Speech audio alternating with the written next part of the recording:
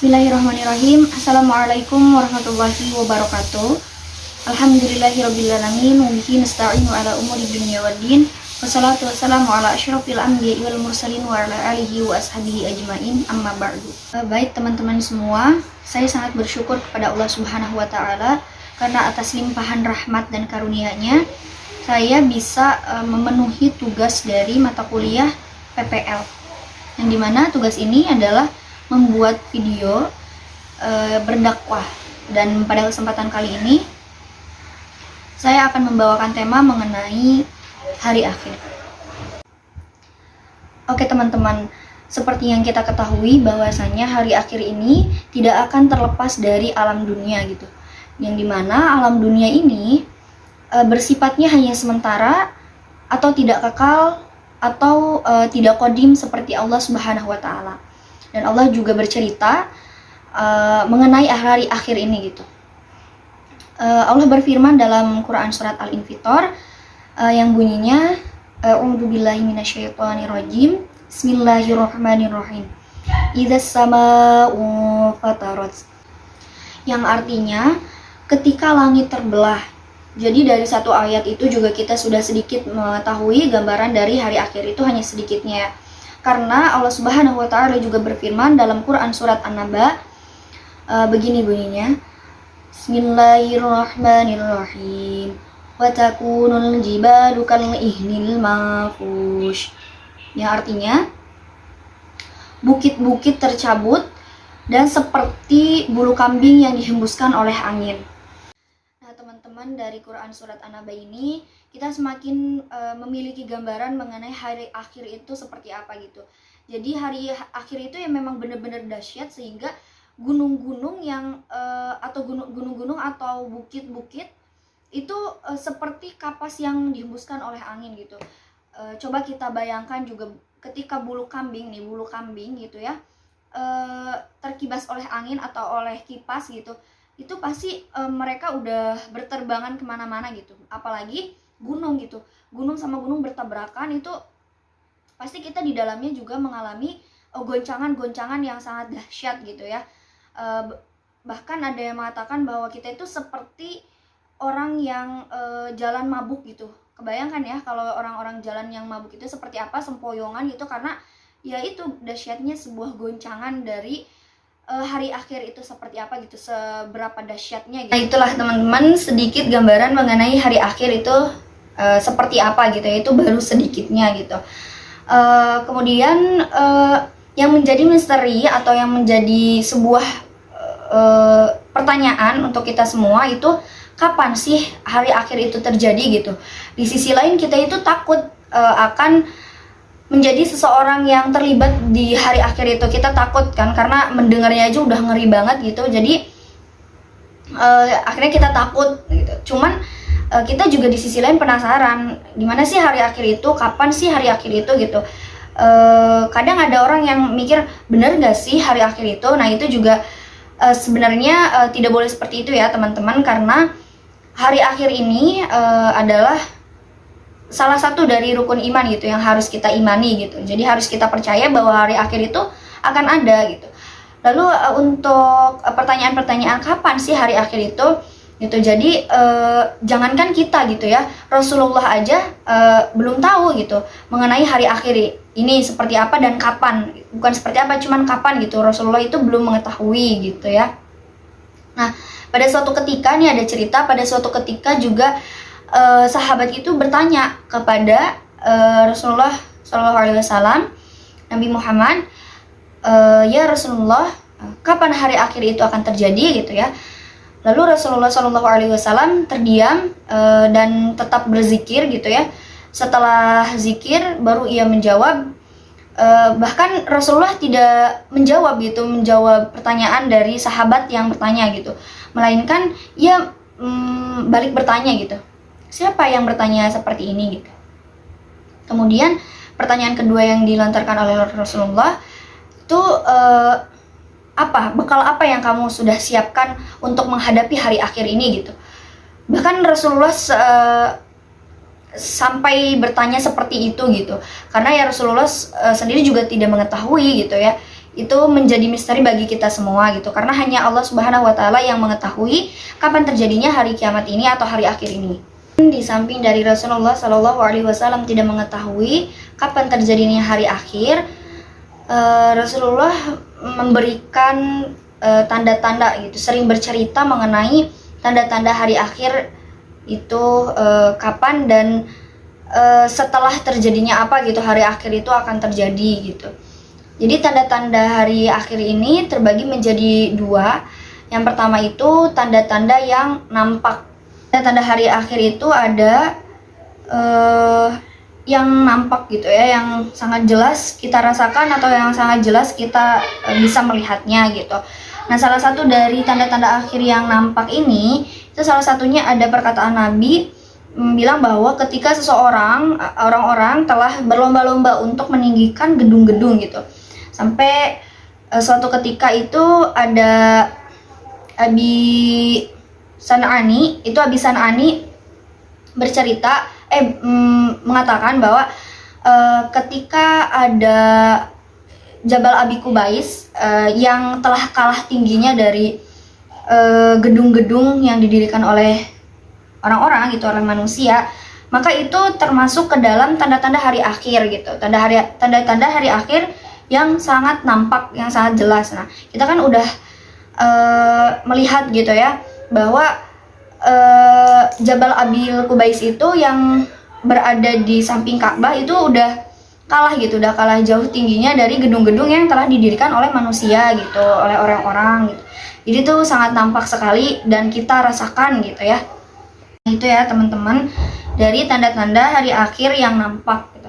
Kemudian tanda-tanda hari akhir yang nampak yang kedua itu adanya ketika seorang budak itu melahirkan seorang tuan gitu ya. Bisa diartikan bahwa seorang ibu gitu ya melahirkan seorang anak yang semena-mena atau sewenang-wenangnya kepada seorang ibu gitu ya. Kayak kalau dalam bahasa kasarnya sia durhaka gitu, anak yang durhaka gitu ya. Nah, itu juga kan udah banyak banget ya terjadi gitu. Banyak anak-anak yang sangat tidak mencerminkan seorang anak gitu kepada seorang orang tua tuh, udah banyak ya yang seperti itu gitu. Ya itu dalam bahasa kasarnya mah ya durhaka gitu, anak yang durhaka gitu. Jadi tidak memperlakukan ibu itu ya sebagai orang tuanya yang melahirkannya gitu. Jadi itu tanda-tanda yang kedua yang secara harfiahnya itu seorang budak ya melahirkan seorang tuannya, itu seperti itu, bisa diartikan seperti itu ya teman-teman. Dari tanda-tanda yang kedua, kemudian ada tanda-tanda yang ketiga gitu ya. Yang ketiga itu hilangnya ilmu pengetahuan gitu ya. Tapi Allah itu memberikan tanda-tanda ini tuh kayak enggak secara langsung gitu, enggak kayak nyabut pohon sama akar-akarnya gitu kan, kecabut, enggak kayak gitu. Jadi hilangnya pengetahuan ini tuh dengan menghilangkan para ahli-ahli ilmu gitu, ahli-ahli ilmu kayak ulama-ulama meninggal dunia gitu ya. Itu juga termasuk gitu ya, termasuk bisa diartikan bahwa hilangnya ilmu pengetahuan gitu ya. Jadi hilangnya ilmu pengetahuan ini tuh nggak langsung hilang gitu ya, cuman ya dengan cara itu gitu para ulama-ulama meninggal gitu ya. Ketika Allah Subhanahu wa taala telah menghilangkan para ahli atau para ulama gitu ya, maka apa yang akan terjadi gitu? Jadi yang akan terjadi muncullah orang-orang yang jahil gitu, yang bodoh, yang dia tuh menunjukkan seolah-olah dia itu ahli gitu ya. Cuman yang sebenarnya terjadi itu ya dia bodoh atau tidak begitu ahli dalam bidangnya gitu. Cuman dia mengakui kalau dia itu ahlinya gitu, atau dia itu bisa gitu. Nah, karena dalam hadis ini juga Rasulullah Shallallahu alaihi wasallam juga mengatakan bahwa orang-orang yang seperti itu atau orang-orang yang sebenarnya dia itu tidak mengetahui atau tidak pandai dalam bidangnya gitu, itu orang-orang yang memakai pakaian seperti para ulama gitu ya, terus bersikap seperti para ulama gitu.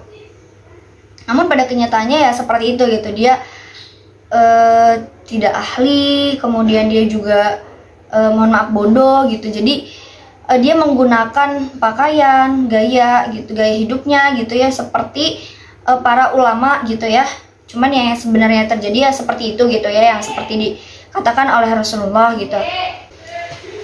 Nah itu teman-teman, jadi orang yang seperti itu tuh bisa dikatakan sebagai orang yang juhala gitu ya.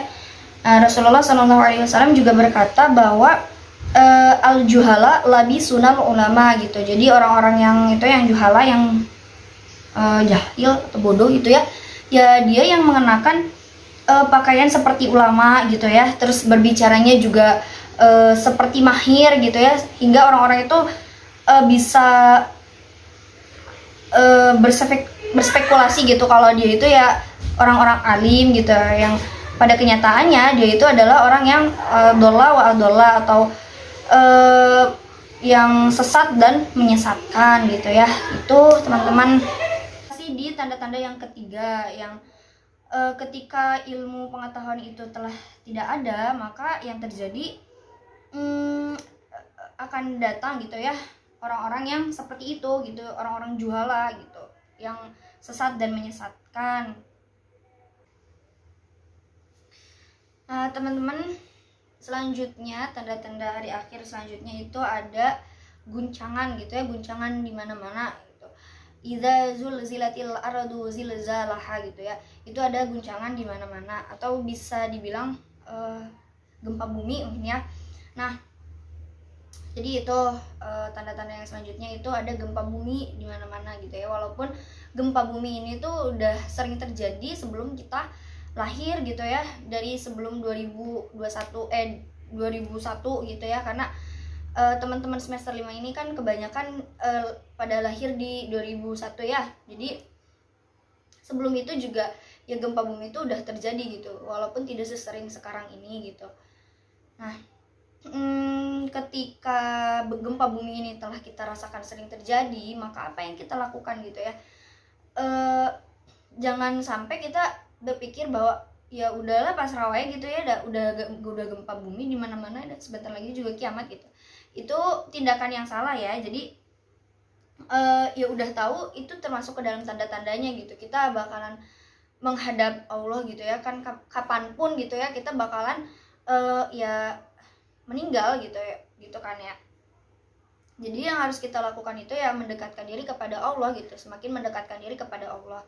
Pun dengan orang-orang yang berjuang atau bekerja gitu ya, ketika ada gempa bumi gitu, maksudnya ketika kita telah mengetahui sering terjadi gempa bumi gitu, jangan malah berpikir takut gitu ya, pengen di rumah aja gitu karena takut ada gempa bumi gitu setelah kemarin-kemarin terjadi gitu. Itu tindakan yang salah gitu. Ya udah we, kalau lagi kerja mah ya dilanjut gitu, setelah gempa buminya udah nggak ada, udah beres maksudnya gitu ya. Jadi jangan mikir takut gitu mau dilanjutin kerjanya gitu karena takut ada gempa bumi lagi gitu ya. Itu sikap yang salah gitu ya, karena bekerja juga sebagian dari beribadah gitu tuh, sebagian dari ibadah gitu, karena untuk memenuhi kebutuhan lah gitu lah. Untuk tanda-tanda berikutnya itu ada yataqarrubuz zaman gitu.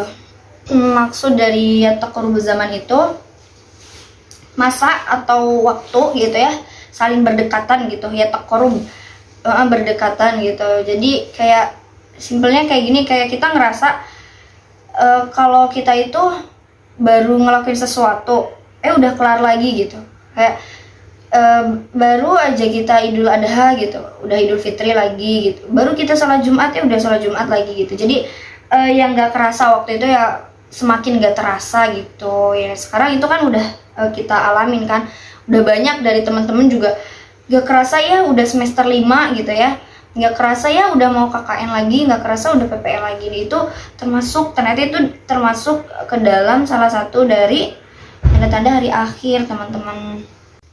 Nih teman-teman, jadi kita kan udah sering merasakan seperti itu ya.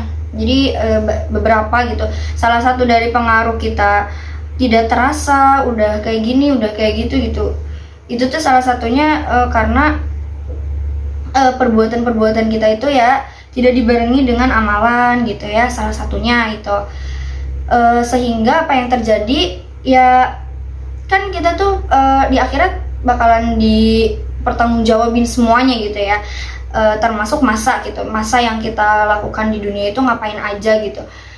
Kalaupun emang iya masa-masa sekarang itu kita ngerasanya kayak kurang banyak amalan sehingga kita terasa bahwa hidup kita itu sangat cepat gitu berjalannya.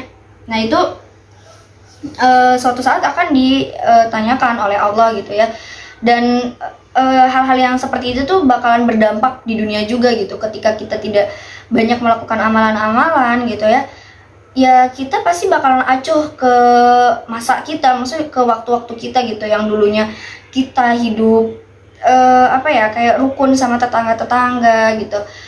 Terus kita juga sering mengadakan kayak kajian-kajian yang bermanfaat gitu ya. Ternyata sekarang-sekarang tuh udah enggak gitu ya. Itu bakalan berdampak juga di kehidupan kita di dunia ini gitu ya. Selain kita bakalan ditanyain di akhirat soal masa yang kita pergunakan gitu ya. Oke teman-teman, dari tanda-tanda hari akhir selanjutnya itu ada fitnah gitu ya. Jadi fitnah ini tuh bisa diartikan dua gitu, jadi menjadi dua pengertian. Yang pertama itu fitnah sebagai tuduhan, dan yang kedua itu fitnah sebagai penyiksaan gitu ya, tuduhan dan penyiksaan. Dan kedua dari arti ini tuh sudah sering banyak terjadi gitu, udah banyak terjadi gitu ya. Untuk arti yang pertama itu kan tuduhan gitu, jangankan sekarang gitu ya, dari dulu pun tuduhan-tuduhan seperti itu tuh udah ada gitu ya, sudah terasa lah tuduhan-tuduhan kayak gitu tuh.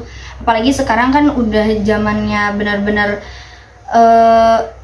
berkembang banget gitu ya, dari akses kita buat bergibah gitu, menuduh orang itu ya semakin lancar gitu ya, semakin mudah, karena ya kita bisa menuduh orang itu dari dari handphone ke handphone. Yang dulunya itu orang-orang mau menuduh orang lain itu datang gitu, jadi ngobrol tatap muka gitu ya. Sekarang udah bisa diakses di WA gitu ya, di internet gitu ya. Hoax juga itu termasuk ke dalam fitnah gitu ya, atau tuduhan-tuduhan gitu, itu bisa termasuk gitu.